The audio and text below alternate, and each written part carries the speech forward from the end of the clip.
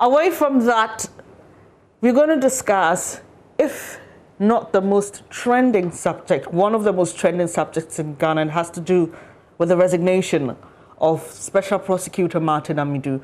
He gave us details of the reasons why he decided to quit his job, and the president has a response. Deputy head of our political desk, Winston Amwa, is here with me, and we'll be taking the issues claim by claim and get the response as well. So the president says it's perplexing that Mr. Martin Amidu would say that he had interfered with his work. And you may recall that Mr. Amidu resigned on Monday, alleging interference by the president and lack of logistics to do his work. Well, in the 9-page, 40-point response, President Akufo-Addo, among other things, describes the claims as untenable and perplexing. So let me bring you Mr. Martin Amidu's claim on independence of his office. So he says, Your Excellency was acting as a judge in your own course, usurping my functions to take any independent follow-up actions on the anti-corruption assessment report. Well, the president says your accusation of interference is perplexing.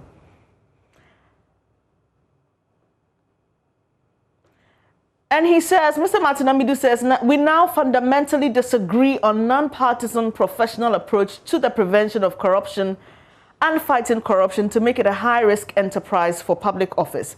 So let's take all the claims under claim one. We'll take all the claims and then we come for the response of the president.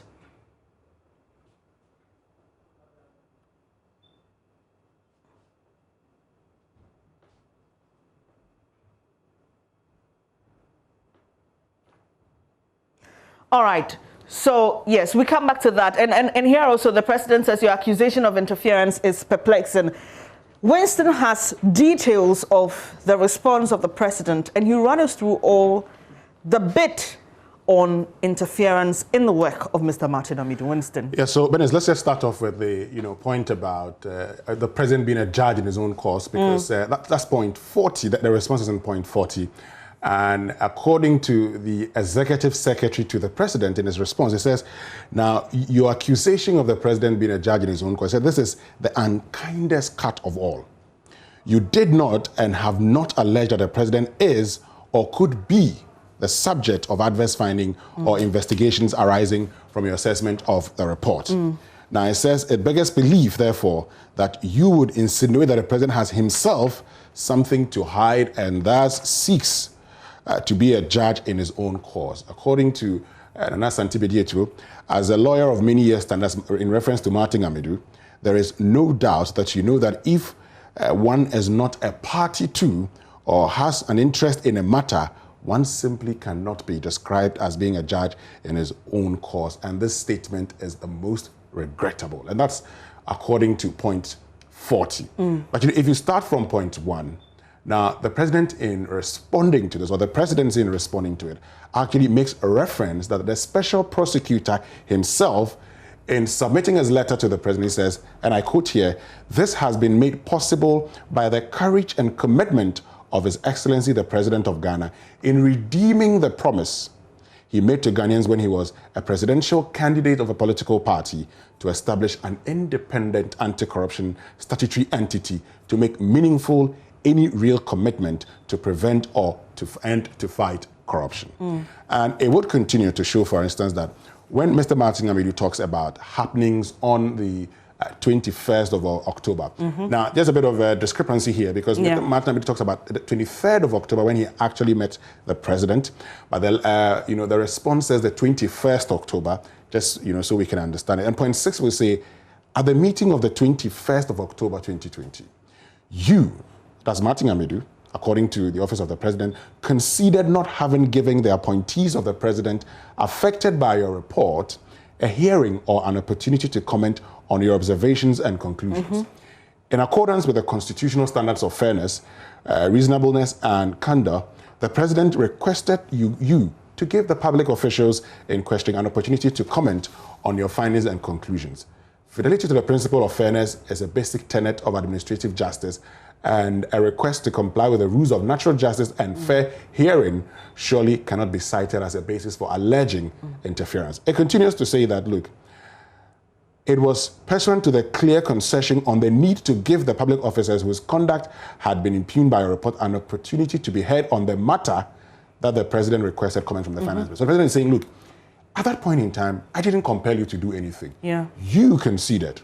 Okay, and says, look, in any event, and this is point 7, it is pertinent to point out that without compulsion, you agreed to the president's request to offer the public officers affected by your work an opportunity. This is because Martin Amidu had stated in his letter on page 2, the first paragraph, that when the president, told him to do that, he indicated to the president that he did not intend and was not giving him that letter in order for the president to direct him on how to do his work, and his work was not subject to any review, either by the president or the Ministry of Finance. Yeah. And this is where the president says, I did not compel you. Because Martin Amidu says he reluctantly, but the president is saying, look, I did not compel you to do anything. And they even go on to talk about the fact that they didn't request a report on the Ejapa royalties. So Mr. Amidu did the report and voluntarily offered it to the president. And so they asked, why did you bring it to the president then if you didn't want to hear comments on the work that you had done? Exactly. And also there's a bit of discrepancy again. And this time they make reference to a letter he wrote to the chief of staff where he talks about how he's still in office because of the respect he has for the president. And so they find it the presidency finds it a bit interesting that he would now come to say that the president had interfered with his work. But it's important to note that that August letter was prior to the letter he sent on the Ejapa deal. Exactly. Just to make that point clear. Exactly. Okay. And so point 10 also says something.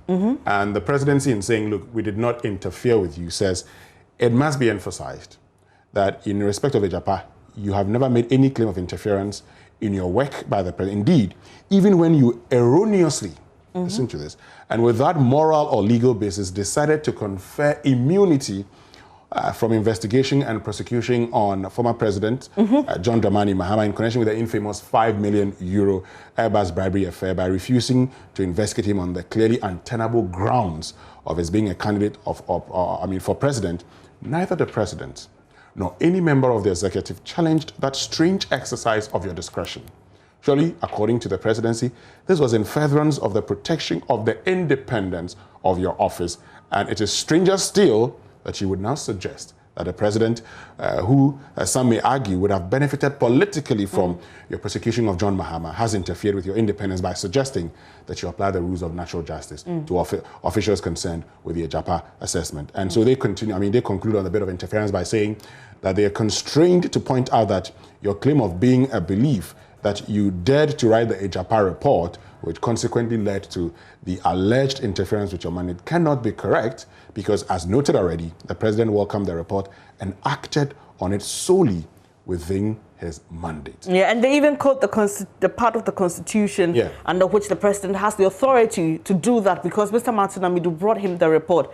Winston, just a while ago on the Super Morning Show, you spoke to Information Minister Kojo Nkrumah, and he had something to say about reactions to the response of the president. You also spoke to Bright Simmons, who also shared his thoughts about logistics, especially.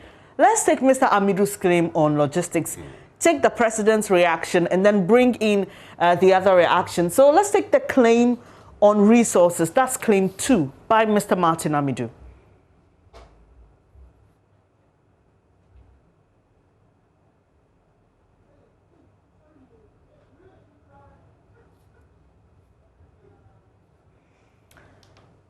So he says one cannot seriously continue to prevent and fight corruption by depending on seconded staff on a 2-year duration, renewable for another year, who are looking forward to and or over their shoulders to returning to their main employers, who consequently may have more influence over them than the special prosecutor under whom they are supposed to work. So here's the response then. Contrary to the impression that you regularly create in the public, your office was solely responsible for the failure to recruit. This is coming from the president. I'll come to you, Winston, to give us more details on that. What you're seeing on the screen is just a summary or portions of that letter we've picked. But there's more to the claim on logistics and resources. And this says your 2019 budget was higher than that of some ministries, but was approved and appropriated for the office. Indeed, your behavior in the acquisition of suitable accommodation for the office of the Special Prosecutor remains inexplicable and unwarranted. Let's start off on that bit, on office or accommodation for Special Prosecutor, because it's really interesting, Winston. What do we have from that letter from the presidency? Well, so let's get to, the presidency's letter, and they would make reference to correspondence between the presidency and the Office of the Special Prosecutor as far as 2018, following his appointment as Special Prosecutor. And it says, look, now you sought to blame the housing of the Office of the Special Prosecutor in a 3-bedroom boys' quarters accommodation on the government. And this is point 23. Once again, the real facts do not bear out on your assertion and insinuations are, and it is evident that the responsibility for this situation can be attributable to your good self. And it says on 17 September 2018, a meeting was held at the Office of the Chief of Staff, at which you were present to explore means of addressing the urgent challenges of the Office of the Special Prosecutor, and one of which undoubtedly was accommodation. According to the response, a committee was set up to identify a building suitable for housing your office. And the committee set out immediately to embark on a search for accommodation of the office. Now, it continues that the next day, on the 18th of September, in a cluster of buildings consisting of a 2-story building and 2 single-story buildings were identified opposite the bank hospital at cantonments. Now, on 20th September, and it's important we keep the dates in mind, 20th September, the committee, together with the Deputy Chief of Staff, and your good self, here referring to Martin Amidu, your secretary and other staff of your office inspected buildings. And after inspection, you expressed satisfaction with the buildings. A team from the Ministry of Works and Housing immediately took measurements and was ready to undertake the necessary alterations to meet the specific demands of your office. Now, on 21st September, and that's point 27, you invited a team from the Architectural Engineering Services Limited to inspect and expedite action on the renovation works. Surprisingly, on 4th October 2018, you, and that's Martin Amidu, according to the letter or response from the presidency, places a telephone call to the Chief of Staff to indicate preference for another building belonging to the erstwhile Ghana National Trading Corporation, close to the British High Commission at Ridge, instead of the cluster of buildings opposite the bank hospital. And it says on the same 4th October, the Chief of Staff, by a letter reference, and it states the reference, instructed the Ministry of Trade and Industry to release the said building to your office. And it continues by saying that, so in order to secure the building for your office, the Office of the President actually constructed a fence wall to ward off encroachers while processes were initiated to award the contract for the renovation of the building to the contractor. And then we're told that on the 19th, so this was going on, and it says, while the renovation of the GNTC building was underway, you halted the works and requested that a 10-story building at Ridge belonging to Get Fund rather be renovated instead of the one that you had earlier indicated. And so this is at the last place where Mr. Amidu said he wanted, and renovation was done according to the presidency, on the 19th of April 2019, reps from the Office of the Special Prosecutor and officers from Consul Limited and Messrs. Evans and Foreman Associates met to conduct a joint inventory and inspection of defects. And Mr. Amidu subsequently generated his own list of defects contained in 8-page document, and we're told the contractor nonetheless graciously accepted, compared and matched with the defects earlier jointly identified. Yeah. So, I mean, the points go on and on and on. You can get the full text on my Joy Online, but conclude this bit on the building for us. So it says that then in July 2020, the presidency or the Chief of Staff sends a messenger, to actually present office keys. So let me just quote verbatim to you.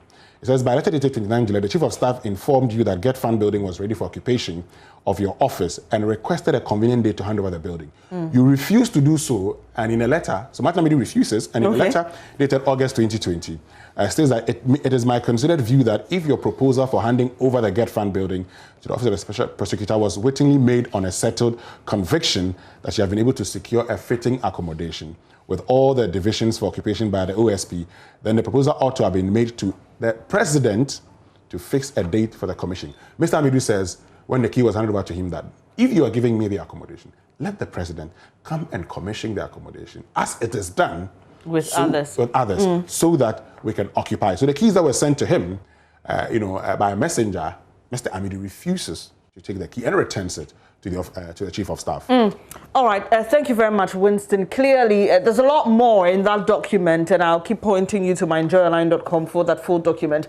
But we've been picking reactions. Bright Simmons on the Super Morning Show spoke about the issue of logistics for the Office of the Special Prosecutor. And he says, when you have a major political commitment, you do a major preparatory work. It took the government 7 months to address the issue of logistics. We should be mindful of the space the Special Prosecutor, Martin Amidu, was operating, and that's Bright Simmons with Imani Africa. And he says the government made a sudden attempt to resolve issues that Mr. Martin Amidu had raised some years ago. He thinks it's very clear. Information Minister Kojo Nkrumah had this to say in reaction. He says, first of all, it's important to state clearly that we've not sought to lay blame at the doorstep of the former Special Prosecutor, Martin Amidu. Emphasizes we've not done that. And this was on the bit of logistics and who was responsible and on and on. And he says you cannot initialize the Office of the Special Prosecutor and hand it to them to use. Mr. Amidu had literally informed the world that we failed to initialize the office for him, which is difficult to understand. It's according to government. There's nothing like initializing the Office of the Special Prosecutor. There's nothing like that. We shouldn't mince words. And trust me, I know that this will continue in the media space. Thank you very much, Winston Amo, as Deputy Head of our Political Desk.